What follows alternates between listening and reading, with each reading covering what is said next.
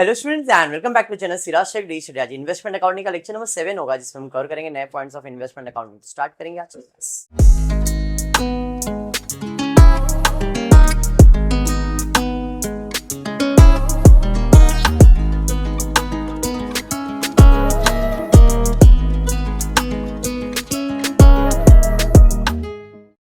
पहला तो year and देखो क्या दिया। ईयर एंड दिया 31 मार्च। जब साल खत्म होगा मार्च में तो चालू होगा अप्रैल में। अप्रैल से लेके मार्च 2012 है तो वहां पे 12 और 13 कर देने का। Nominal value, dividend and cost. सबसे पहला दिया है 1 अप्रैल 2012 को सुंदर के पास 25,000 फुल्ली पेड इक्विटी शेयर था 10 वाला। हेल्ड मतलब बैलेंस है, तो 1 तारीख को मेरे पास बैलेंस है। कितना बैलेंस है? 25,000 शेयर, एक का वैल्यू 10 मतलब 2.5 लाख रुपए। उसका कॉस्ट कितना है? 15 रुपए। तो 25,000 इंटू 15 करोगे 3,75,000। पहला पॉइंट क्लियर हो गया। आगे बढ़ते, आगे दिया है 20 जून 2012 को। कल भी सेम सम था, डेट अलग था बट कॉमन कंसेप्ट वही था कि उसने पहले बैलेंस दिखाया, फिर परचेज किया, फिर बोनस है, फिर राइट इशू है, फिर डिविडेंड है और उसके बाद सेल्स किया और फिर बैलेंस निकाला। तो इधर भी वही है। 20 जून को उसने परचेज किया है another lot of 5,000 share. Purchase किया 20 जून को, तो 20 जून को आ रहा हूं 5,000 शेयर मैंने क्या किया? परचेज किया है। कितने में? 10। तो ये कितना हो गया? 50,000। 5 इंटू 10 किया ना। कितने में परचेज किया? 16 रुपए में। तो 5,000 इंटू 16 80,000। बाय डिफॉल्ट इसका वैल्यू क्या लिखना है? कम डिविडेंड। बराबर है। नेक्स्ट आगे बढ़ेंगे। उसके बाद afterward x limited announce bonus issue and right issue. बाद में दोनों ने बोनस शेयर भी इशू किया, राइट इशू भी किया कंपनी ने में। The following being the terms bonus issue in the ratio of 1:6। पहले ये समझो 1:6 का मतलब क्या है? एक शेयर बोनस मिलेगा। 6 शेयर है। इधर ही स्टूडेंट कंफ्यूज होते हैं, 1 है तो 6 बोनस दे देते। तो ये अगर आपने गलती किया तो सम रॉन्ग हो जाएगा। 1 है तो 6 मिलेगा ऐसा नहीं है, एक बोनस मिलेगा अगर 6 शेयर। हम पहचानेंगे कैसे? तो क्लियर बोला है यहाँ पे। आफ्टरवर्ड बोनस इशू किया गया। बोनस का टर्म क्या है? Bonus issue in the ratio of 1:6। तो पहले बोनस है बाद में शेयर्स है, तो उसने बोला एक बोनस मिलेगा अगर 6 शेयर्स है तो। क्लियर? तो ये गलती यहाँ पे वर्किंग में मत करना, पूरा सम पलट जाएगा। ओके। और वो कौन से तारीख को बोनस इशू होने वाला है? 16 अगस्त। तो 16 अगस्त तक मेरे पास कितने शेयर्स है? 25 और 5 30,000। तो इधर उसने क्लियर बोला है कितने शेयर्स है? तो 6 शेयर्स है। तो कितने शेयर्स बोनस में मिलेंगे? 1 शेयर। मेरे पास कितने शेयर्स है? 30,000 ना। 25 और 5 30,000 है ना। तो 30,000 शेयर है तो कितना मिलेगा? क्रॉस मल्टीप्लाई किया 5,000 शेयर बोनस में मिलेगा। बोनस कितना होता है? Free of cost. Free free free. तो शेयर्स तो आएगा बट कॉस्ट आएगा क्या? आगे बोला है right issue in the ratio of 3:7। Right issue का मतलब 3 राइट शेयर्स मिलेगा। 7 शेयर्स है तो 7 है तो 3 मिलेगा, ये ध्यान में रखना। तो यहाँ पे राइट इशू के बारे में बोला है अगर 7 शेयर्स है तो कितने शेयर्स मिलेंगे? 3 शेयर्स मिलेंगे। और ये कौन से तारीख को मिलेगा? 31 अगस्त। तो 31 अगस्त तक 25 + 5 + 5 कितना हो गया? 35। बराबर। तो मेरे पास 35,000 शेयर्स है तो कितने शेयर्स मिलेंगे? क्रॉस मल्टीप्लाई करूंगा 15,000। यहां तक क्लियर है क्या? अब आगे क्या बोला है? The right shares were issued at 15 पर शेयर। राइट शेयर्स कितने में मिलने वाला है? 15 रुपए में। और ये भी बोला रहेगा कि भाई तुम्हारी मर्जी है, तुमको खरीदने या खरीदो, वो बेचना है बेचनो। ये डायलॉग भी उसने मारा रहेगा।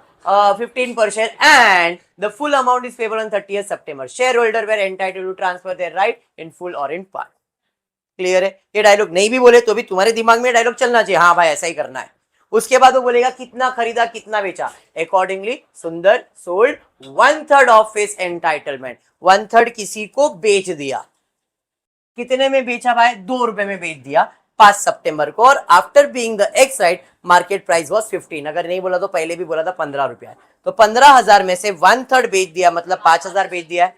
बचा कितना? 2/3 वो मैंने क्या किया? परचेज। अरे बात समझ में आ गया? हाँ। अच्छा ये वर्किंग आ गई क्या पहले? चलो ठीक है, जाने दो वो सब। इधर देख, जाने दो वो सब, इधर आते। राइट शेयर्स, कितना शेयर परचेज किया उसने? 10,000। कितने में? 10 रुपए वाला है। कितने में परचेज किया उसने? 1,50,000। कैसे? 10,000 15 रुपए के हिसाब से। ठीक है। नेक्स्ट उसके बाद क्या दिया है? ये हो गया। Dividend for the year 31st March 2012 at the rate 20% was declared by Excellent. Dividend दिया है तो डिविडेंड दो चीज पे कैलकुलेट होता है, एक तो ओपनिंग बैलेंस पे और एक परचेस पे। तो डिविडेंड मिलने वाला है कौन से तारीख को डिविडेंड मिलने वाला है, तो 31 अक्टूबर। तो 31 अक्टूबर को डिविडेंड आएगा। कितना डिविडेंड आने वाला है, 20%।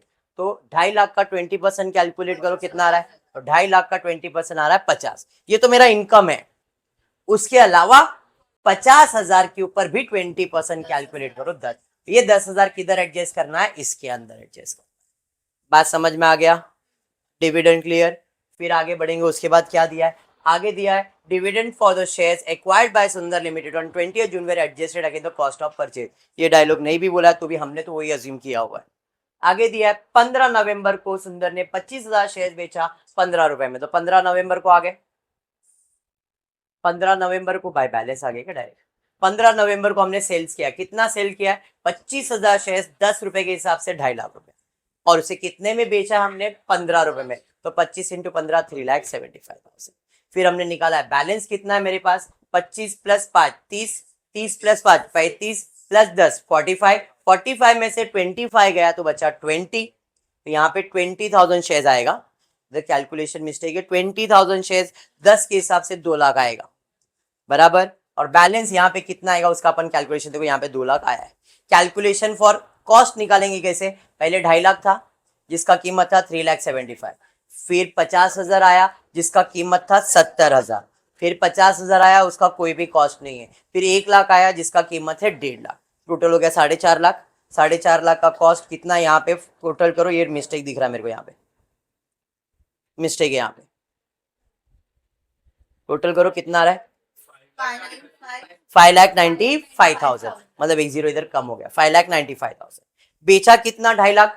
कहां से, यहाँ पे बताया मैंने 2.5 लाख शेयर बेचा है। क्रॉस मल्टीप्लाई करो देखो कितना आ रहा है,